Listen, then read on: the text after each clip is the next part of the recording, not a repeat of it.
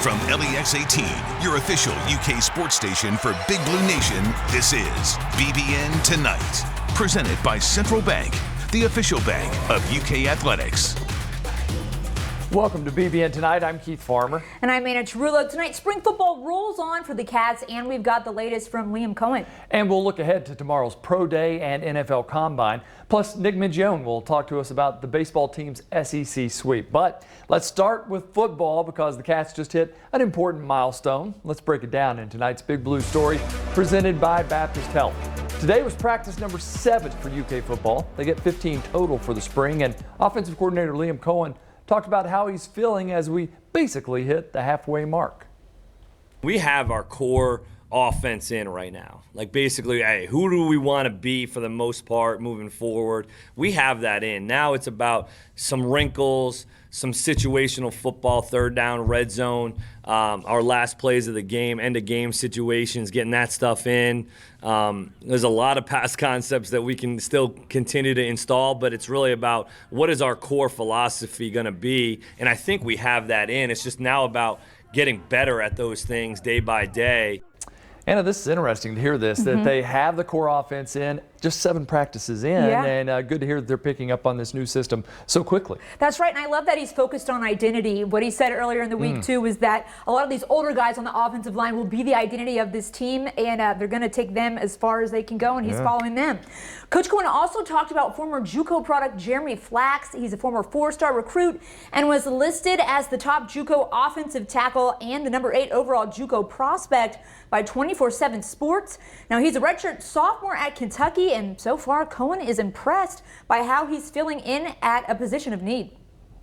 I think Flax right now is made himself a cornerstone over there right now at right tackle, and Dave Wallabaugh is just kind of getting back into the flow of things, and he's definitely a young athletic kid that we're excited about. But I think Flax right now has probably solidified himself a little bit there at right tackle and done a nice job. You know, really more athletic than I thought he was.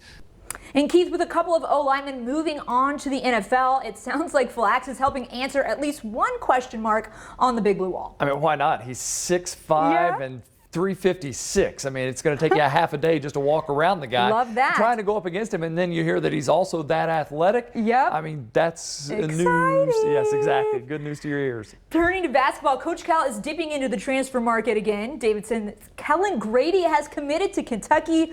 Grady put up over 2,000 points at Davidson. He averaged over 17 points a game, hit 240 career threes. Now, Keith, this is great news. He's immediately eligible. He brings experience, and most importantly, he's a solid scorer, and, you know, from the Steph Curry School of Three-Point Shooting at Davidson. After last season and all the shooting woes, that sounds pretty nice. There were 2 things that I liked to hear from him. 240 three-pointers, and the fact that he played like 36 minutes a game for 4 seasons. 3 seasons, 4 seasons, Right. I mean, whatever.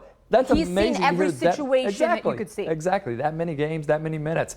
All right, so with Grady's addition, here's the 2021 basketball roster as we know it as of today. Grady joins other newcomers, Nolan Hickman, Bryce Hopkins, Damian Collins, and Oscar Shibwe, along with returners Lance Ware, Dante Allen, Jacob Toppin, and Devin Askew. We're still waiting to hear from Davion Mintz, Olivier Sarr, and Keon Brooks, while Isaiah Jackson hasn't completely closed the door. And we've also got the 3 walk-ons to this point. We go through this every year, Anna, but it's kind of cool to see it starting to take shape. Absolutely, and especially now that we have Grady to play beyond the arc, but also Oscar Shibwe adding that physical presence for next year. So hopefully it'll be a little bit more well-rounded, and we'll see how it goes in the offseason. And I'm not sure they're maybe not done with some more transfers into the program. Exciting time of year. Yeah. And we have to talk about the Kentucky softball team, a huge series win last night, Keith. Yeah, sophomore outfielder Riley Smith hit a game-tying home run in the 7th inning, bottom of the 7th, and then had a walk-off infield single in the bottom of the 8th inning,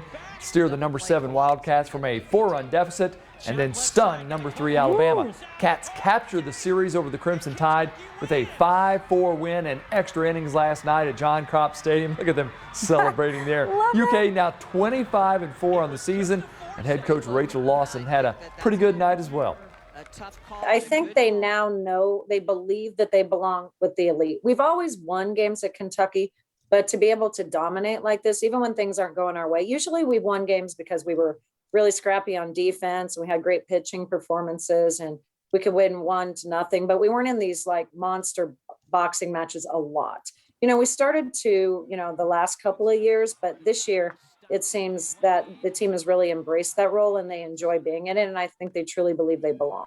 We always talk about giving a show to the fans. We love our stadium. We love the Big Blue Nation. We love everybody that's watching. And that's part of everything we do. We're like, all right, let's go out and give a show.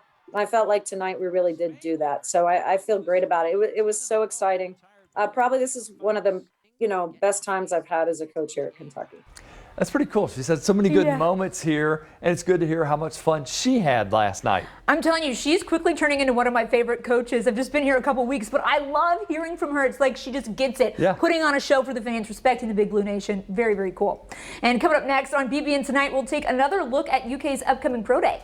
Current coaches and players talk about the excitement surrounding tomorrow. That's when we return.